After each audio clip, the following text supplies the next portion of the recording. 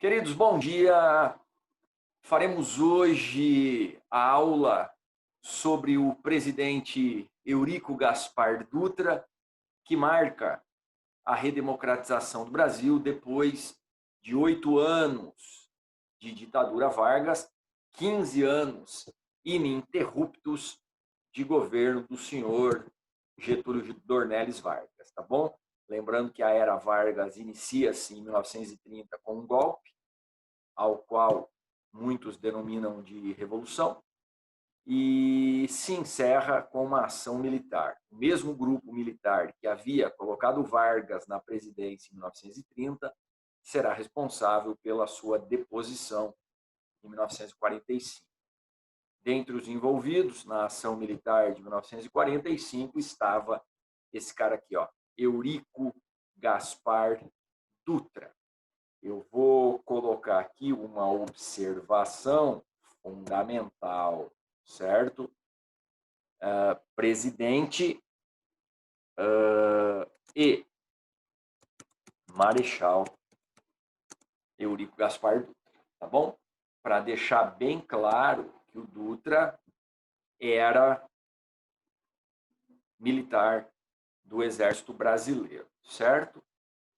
Eu queria lembrá-los o seguinte: a eleição de 1945 foi uma eleição que teve 2 militares concorrendo à presidência da República e 2 militares da mais alta patente, o Marechal Eurico Gaspar Dutra e o Brigadeiro Eduardo Gomes. Lembrando que o Eduardo Gomes, como eu disse na aula anterior, ele foi o comandante da Força Aérea Brasileira na Segunda Guerra Mundial e era um remanescente do movimento tenentista, lembrando que o Eduardo Gomes é um dos 2 únicos sobreviventes do levante, chamado os 18 do Forte de Copacabana, no dia 5 de julho de 1922. O Eduardo Gomes e o Siqueira Campos foram os 2 únicos militares sobreviventes naquele confronto entre os 18 militares e as forças oficiais do governo Epitácio Pessoa. Lembra disso no contexto do tenentismo? Pois bem, o que se sabia, portanto, em dezembro de 1945, a única certeza era a de que o Brasil seria governado a partir de então por um militar, ou um brigadeiro, o Eduardo Gomes, ou um marechal, o Eurico Gaspar Dutra. O Eduardo Gomes, ele era sim um indivíduo muito bem cotado para vencer a eleição de 1945, inclusive o slogan que marcou a sua campanha e difundido por respeitáveis senhoras da classe média da elite brasileira era o seguinte: vote no Brigadeiro, pois ele é bonito e é solteiro. Esses eram os atributos que ganhavam a adesão, especialmente das mulheres que participariam dessa eleição em 1945. Não de todas, obviamente, mas muitas levavam isso em consideração. O próprio nome de um doce genuinamente brasileiro se deve a ele, tá bom? O doce chamado brigadeiro tem um vínculo com essa figura militar e política, o Eduardo Gomes. Agora, o mais importante, de fato, deixando essas fofocas históricas de lado, é o fato do Vargas ter chamado o Dutra e ter dito para ele, quase às vésperas da eleição: você será presidente do Brasil, mas saiba que isso só acontecerá porque eu quero que seja dessa forma. Veja você a segurança do Vargas quando disse isso ao Dutra. Afinal de contas, o Dutra participara da ação militar responsável pela deposição do Vargas em 45. Mas a palavra do Vargas certamente reverberaria positivamente. E assim foi feito. O Vargas veio ao público e, junto à imprensa e aos veículos de comunicação da época, disse: o meu voto é no Eurico Gaspar Dutra. E assim foi, ele venceu a eleição. Obviamente, um acordo prévio entre ambos selaria essa aliança. O Vargas e o Dutra se encontraram e o Dutra lhe assegurou que a legislação trabalhista seria mantida e que ele teria a Constituição de 34 como base na configuração de uma nova Constituição. E assim se deu, tá bom? O Dutra assume em 1946, depois de derrotar o brigadeiro Eduardo Gomes. Aliás, foi a primeira aliança PSD-PTB. O Dutra representava essa aliança, tá bom? PSD-PTB contra a UDN, que era o partido do brigadeiro Eduardo Gomes. Vencida a eleição, o Dutra convoca uma Assembleia Nacional Constituinte para que ela elaborasse e, posteriormente, promulgasse uma nova Constituição. Lembrando que, em dezembro de 45, ocorreram eleições gerais. Vereadores, prefeitos, deputados estaduais, governadores, deputados federais, senadores e o próprio presidente da República foram eleitos nessa ocasião, tá bom? E, claro, em 1946, a Constituição ficou pronta. Eu disse a vocês que a Constituição de 1934 seria utilizada como base, e assim foi. Então, muito do que tinha surgido como novidade em 1934 será novamente apresentado nessa Constituição. Então, olha, eu já deixei previamente aqui preparado e coloco para vocês. Opa, não era isso que era para acontecer. Bom, às vezes a coisa ela dá uma falhada, né? Não era isso, mas assim foi, então eu sou obrigado a fazer isso aqui, ó. Cadê? Opa, depois eu marco lá de novo, tá? Aí, bonito. Tá bom? Vocês sabem que essa parte não é o meu forte, né? Mas era o que eu queria fazer. Marechal, presidente. Marechal Eurico Gaspar. Tá bom. Aí era o que eu tinha deixado no gatilho, mas eu esqueci que eu colei outra coisa entre eles. Bom, em 1946, configurou-se, então, a nova Constituição, que redefiniu a denominação de República Federativa dos Estados Unidos do Brasil, uma república federativa presidencialista, com um mandato presidencial de 5 anos, tá bom? É legal a gente reforçar isso, porque o mandato presidencial de 5 anos, ele será algo que vigorará no Brasil de 1946 até 1998, tá bom? Então, por mais de 40 anos, definiu-se que o mandato presidencial seria de 5 anos. Foi só em 1998 que uma reforma na Constituição de 1988 reduziu para 4 e permitiu a reeleição.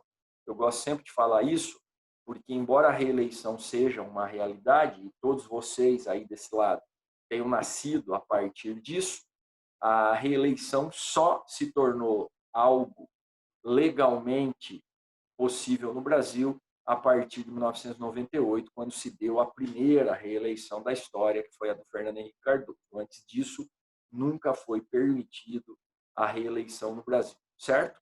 Então, República Federativa Presidencialista, com mandato presidencial de 5 anos, sem direito à reeleição. Tá bom? Bom, vamos escrever isso? Eu acho legal. Então, ó, mandato presidencial de 5 anos, vírgula, sem direito à reeleição. Tá bom? Beleza? Para ficar bem claro isso. Eleições diretas, secretas e universais. Direito de participação política a todos os cidadãos brasileiros maiores de 18 anos alfabetizados. Isso tudo já era algo definido pela Constituição de 1934 e volta, então, a vigorar a partir de 46. O ensino básico público e obrigatório foi mantido e a manutenção da legislação trabalhista, que era o grande temor do PTB, do PCB e responsável direto pelo movimento cremista, né, pela defesa da continuidade do Vargas na presidência, algo que, claro, não teve sucesso, mas era o argumento. Então, lembra que eu disse, o Vargas e o Dutra, eles chegaram a esse consenso mesmo antes da eleição, e o Vargas disse, então você vai ser presidente, porque assim eu quero que seja. Tá? Talvez um exagero de retórica, mas assim aconteceu. Agora, olha, algumas mudanças pontuais. Lembra que na Constituição de 1934, o cargo de vice-presidente tinha sido suprimido. Então, a partir de 46, a Constituição determinou que sim, haveria de existir um vice-presidente. É claro que quando o Dutra foi eleito, não.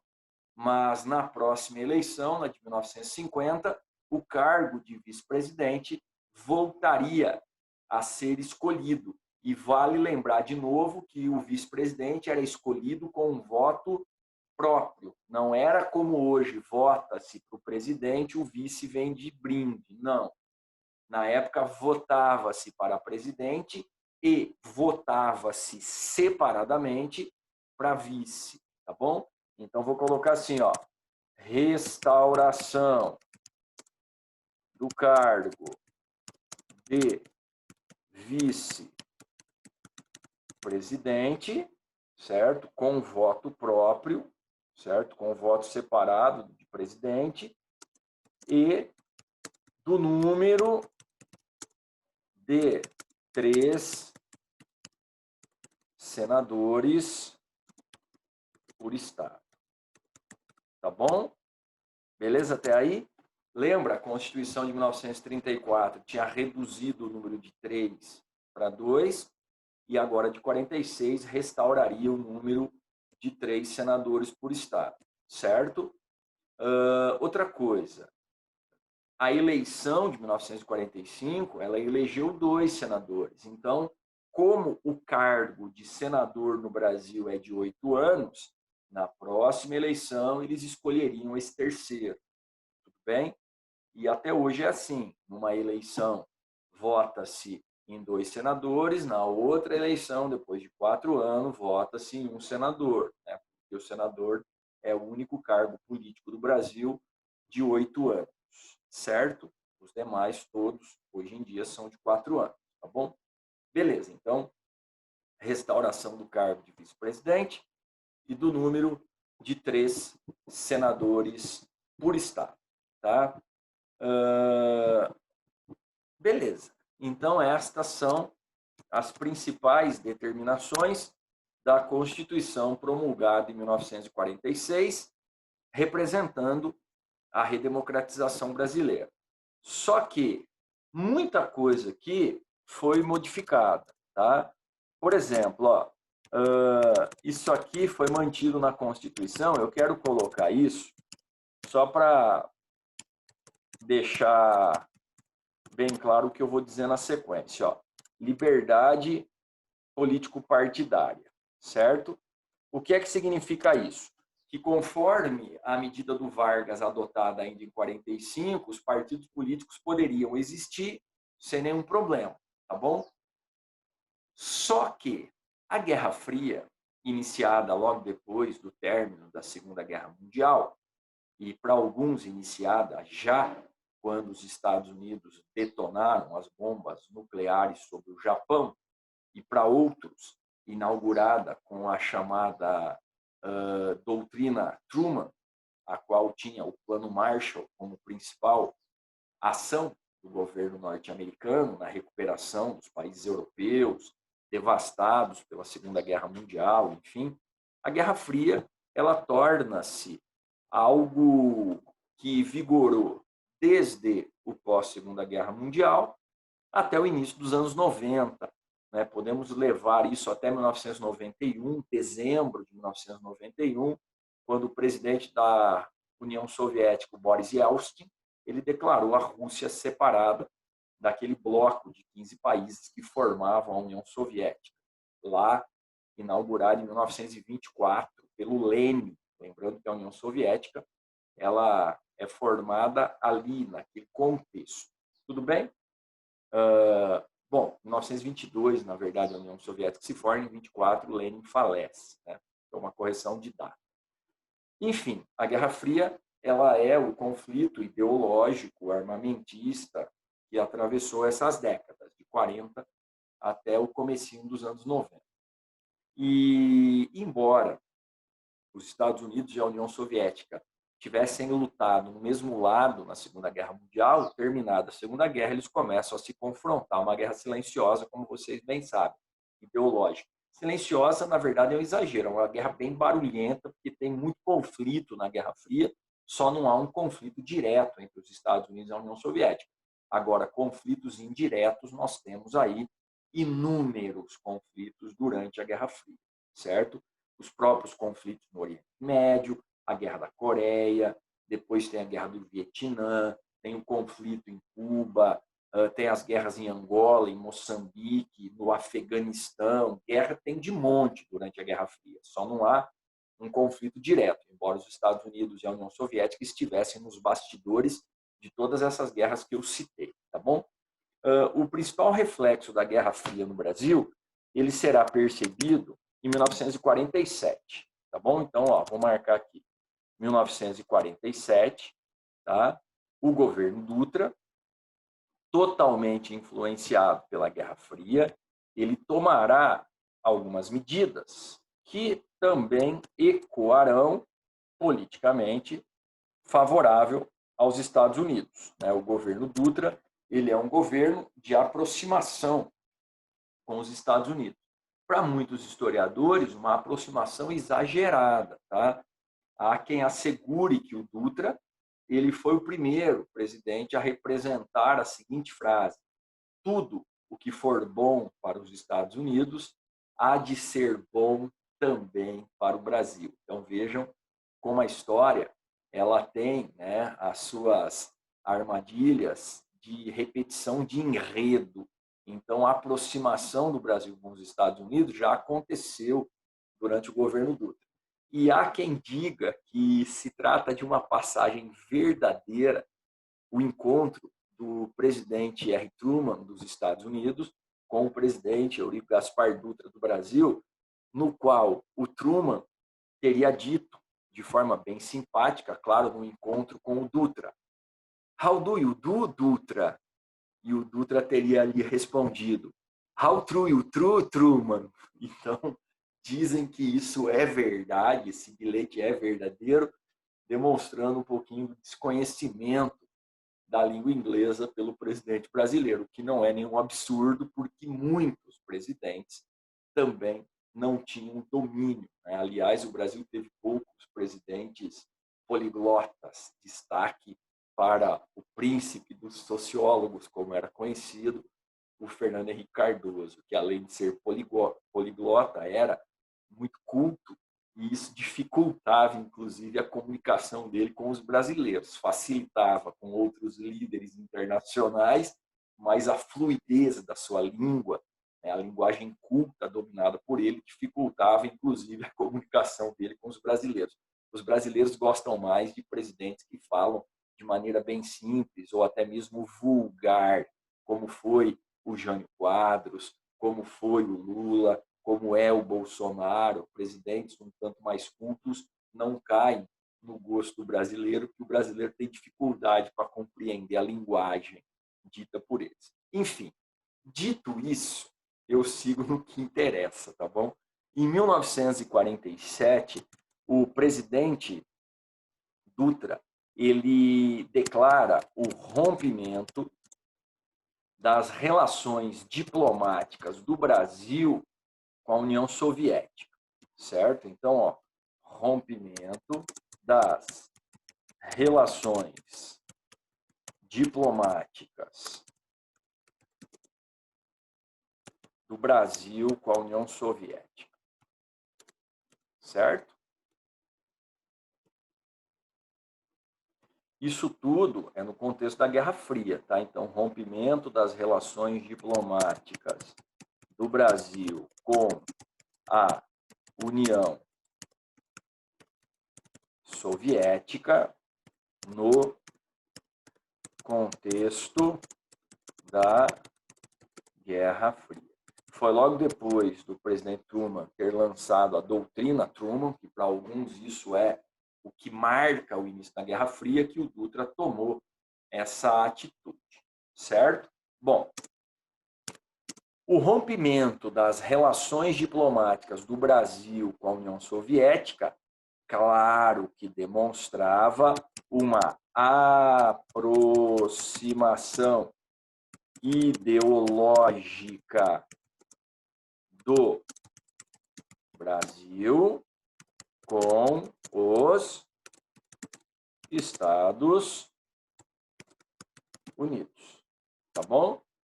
E há quem diga que o Dutra disse essa frase, ó, tudo o que for bom para os Estados Unidos há de ser bom também para o Brasil. Só que não, né? Como a gente sabe, não é sempre que isso corresponde com a verdade, certo? Então o Brasil vai gastar muito das suas reservas cambiais acumuladas durante o governo Vargas no período Dutra. Mais de 80% das reservas cambiais brasileiras foram gastas durante o governo Dutra, e quando Vargas retorna lá na frente, ele encontra a dificuldade financeira, e isso, atrelado a outros fatores, desencadeia uma crise política, econômica, pessoal, e o final é trágico, como vocês bem sabem, mas nós veremos na outra aula de hoje, tá bom? Bom, além de declarar rompidas as relações diplomáticas com a União Soviética, aquela liberdade político-partidária deixa de valer para o Partido Comunista, tá bom? Então, ó, ilegalidade. Vou colocar assim, ó, declaração da ilegalidade do Partido Comunista do Brasil, tá? Partido Comunista do Brasil era a sigla do PCB, tá? Ainda não existia o PCdoB, era só o PCB e o nome era Partido Comunista do Brasil. E, olha lá, cassação dos mandatos dos comunistas eleitos em 1945, tá? Lembra que em 1945 existia liberdade político-partidária, o PCB tinha sido fundado novamente ou refundado pelo Prestes, e o próprio Prestes disputou uma vaga no Senado pelo PCB e venceu a eleição. Então, o Prestes era senador da República Brasileira. E ele foi cassado juntamente com outros comunistas que foram eleitos para os mais diferentes cargos, porque nós tivemos eleições gerais, lembra? Então, tinham vereadores do Partido Comunista, foram cassados, tinham deputados estaduais do Partido Comunista, foram cassados, tinham deputados federais, foram cassados, e tinha o senador Prestes, que foi cassado, perdeu o mandato, tá bom? Então, vou colocar o nome dele aqui entre parênteses, porque vai ser a última aparição do Prestes na política brasileira. Aí depois ele viverá nos bastidores, né? Aqui ele era senador, foi cassado, acabou para ele a carreira política dele de fato, né? Já era. Ele vai viver de novo na União Soviética depois desse episódio, tá bom? Casou-se novamente com a Dona Maria, teve mais 6 filhos, o Prestes, a maioria deles nasceria na União Soviética, enfim, tá bom? Então esse é o primeiro ponto da aula, certo? Tem dúvida até aqui? Tá de boa? Maravilha. Então vamos seguir adiante, ó. Lembra que eu falei para vocês que o governo Dutra, ele era um governo de caráter liberal, tá? O governo Vargas era um governo nacionalista, certo? Intervencionista, né? Intervenção do Estado na economia, representada inclusive pelas estatais, e o governo Dutra era um governo liberal, tá? Já ouviram falar disso? de liberalismo econômico? Ó, muito bem. Então, ó, liberalismo econômico, tá? Quando você tem o liberalismo econômico, significa que a economia ela é livre. Muito bem. Então, haverá uma relação econômica mais livre, principalmente com os Estados Unidos, e isso fará com que aumente o volume de importações, certo? Esse liberalismo econômico do Dutra, ele inclusive possibilitará que os Estados Unidos interfiram na economia do Brasil. Os Estados Unidos, sim, queridos. Então, olha o que vai acontecer aqui. Dentro do contexto do liberalismo econômico, será organizada a missão ABINC Bulhões, certo? Então, eu vou colocar aqui o nome do cara, ó, o John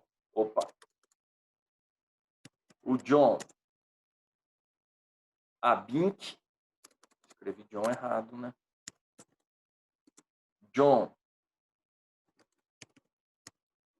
ABINC e o chamado Otávio Gouveia Bulhões. São esses nomes, Fabiano. São dois economistas, respectivamente, dos Estados Unidos e do Brasil. Tá? O John ABINC é um economista norte-americano e o Otávio Gouveia Bulhões, ou Otávio de Gouveia Bulhões, ou Otávio Gouveia de Bulhões, como você quer chamar, é um economista brasileiro do governo Dutra. Tá? Olha o que aconteceu. Um planejamento econômico brasileiro com a participação de um economista norte-americano. Olha que bonito isso. Então, o Dutra permitiu que um economista dos Estados Unidos, juntamente com um economista brasileiro, desenvolvessem um plano econômico para o Brasil, certo? Isso resultará no aumento das importações brasileiras e o resultado será uma redução drástica das reservas cambiais no Brasil. Tá? Então, podemos dizer que a missão ABINC Bulhões ela foi muito boa para os Estados Unidos. Porque olha que interessante, nesse planejamento econômico misto, ficou decidido que o Brasil aumentaria os níveis de importação dos produtos norte-americanos. E quem vai ganhar com isso? Os Estados Unidos, obviamente. E o Brasil vai gastar as suas reservas cambiais. Tá? Redução drástica das reservas cambiais do Brasil, 80%, segundo os economistas e historiadores, foram gastos. Tá bom? Olha o problema. Então, essa coisa de vincular a economia brasileira com os Estados Unidos não é um bom negócio para o Brasil, querido. Tá? Então, o liberalismo econômico já tinha se demonstrado fracassado nos Estados Unidos, o governo Roosevelt era um governo intervencionista, né? Então, lá nos anos 80, os Estados Unidos, eles sim, né, se aproximarão de um novo modelo, que é o neoliberalismo, mas por enquanto não. Né? Então, é lógico que falar que a culpa do nosso fracasso é dos Estados Unidos também é um exagero, né? Do meu ponto de vista, é exagerado. A culpa é muito mais da incompetência dos nossos políticos. Eu sempre digo isso, que esse discurso, principalmente proferido, né, pela esquerda radical, de que os Estados Unidos só nos ferraram ao longo da história, é o exagero. Porque senão você vai acreditar que a culpa é dos Estados Unidos e não é da nossa ineficiência política e também ineficiência de políticas e de planos econômicos. Aqui está um grande exemplo. Atrelar a economia brasileira com a dos Estados Unidos é bom para os Estados Unidos, que tem a principal economia do planeta. Tá bom? O resultado está em qualquer livro de história, gente. Eu gosto de dizer que não é o que eu acho, tá? É o que a história tem como relato, como registro, beleza? E registra-se uma redução drástica das reservas cambiais brasileiras durante o governo Dutra, certo? Por quê? Ele abriu a economia para as importações. O que o Vargas segurava, o Dutra escancarou. E tem um outro detalhe aqui que deve ser sempre lembrado, né, que é o chamado Plano SALT. Tá?